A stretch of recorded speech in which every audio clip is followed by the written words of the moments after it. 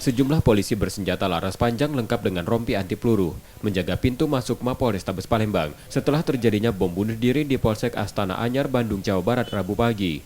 Pengunjung Polrestabes Palembang yang menggunakan mobil dan motor serta pejalan kaki diperiksa. Bawaan pengunjung seperti tas, jaket, dan bagasi kendaraan pengunjung juga diperiksa. Kapolrestabes Palembang mengatakan penjagaan diperketat untuk memberikan rasa aman pada personil polisi dan masyarakat yang akan mengurus keperluan di Polrestabes Palembang. Apalagi menjelang pelaksanaan Natal dan Tahun Baru 2023, tentunya kita dari pihak kepolisian akan meningkatkan keamanan dan juga kewaspadaan terhadap situasi yang bermasalah.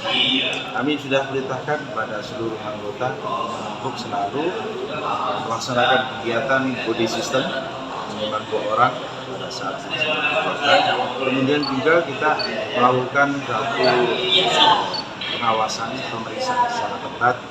Tak hanya di Mako, penjagaan juga diperketat di rumah dinas polisi. Yudi Kiswanto, Kompas TV, Palembang, Sumatera Selatan.